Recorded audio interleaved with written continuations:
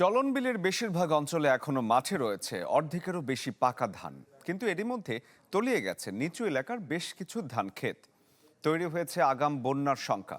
এদিকে সংকট দেখা দিয়েছে শ্রমিকের, বেড়েছে পরিবহন খরচও, জানিয়ে বেশ দুশ্চিন্তায় আছেন কৃষকরা। কি বুঝলেন ভাই? অনলি যেটাই চাই। চলন বিলের বিস্তীর্ণ মাঠ জুড়ে এখন সোনালী ধানের সমারোহ। হাসিমুখে কৃষকের ধান কাটার ব্যস্ততা থাকলেও তৈরি হয়েছে বৈরী আবহাওয়া নিয়ে উদ্বেগ। গত কয়েকদিনে টানা বর্ষণে তলিয়ে গেছে নিচু এলাকার বোরো ক্ষেত। বর্ষার পানিতে পুরো বিল তলিয়ে যাওয়ার আগেই পাকা ধান ঘরে তুলতে দিনরাত এক করে কাজ করছেন কৃষকেরা। দেখা দিয়েছে শ্রমিক সংকট, গুনতে হচ্ছে বাড়তি পরিবহন খরচ। জলের কারণে আমাদের ফসল অনেকে তোলা দিতেছে আর কি, তোলা গেছে। যে পানি আমাদের কোনো জায়গায় বাড়ানোর মতো ব্যবস্থা নেই।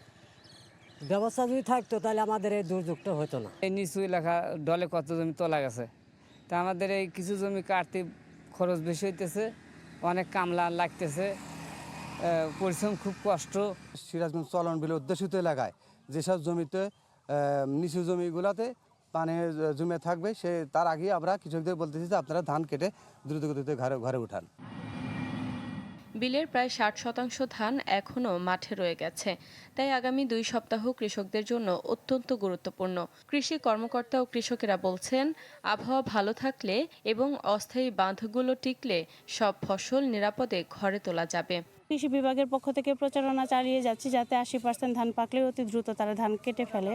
বড় কোনো প্রাকৃতিক বিপর্যয় না হলে আমাদের কৃষক যেভাবে ধান কাটতেছেন, আমাদের যে লক্ষ্যমাত্রা সেটা আমরা অর্জন করতে পারব। এবার সিরাজগঞ্জে 1,41,000 হেক্টর জমিতে বোরো ধানের আবাদ হয়েছে। Desk report, channel 24।